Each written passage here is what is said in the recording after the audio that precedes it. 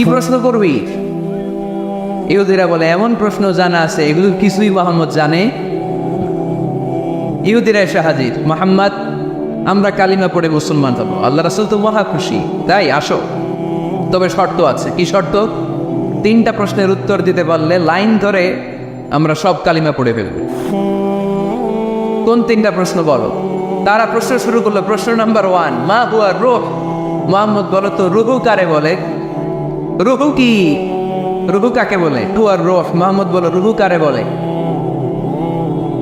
এই যে রুহু, এটা দেহের মধ্যে ঢুকলে মানুষ নড়ে চড়ে, অ্যানিমেশন, জীবন্ত প্রাণবন্ত, আছে না নাই? এটা যখন চলে যায় আর লড়ে, আর নড়ে চড়ে।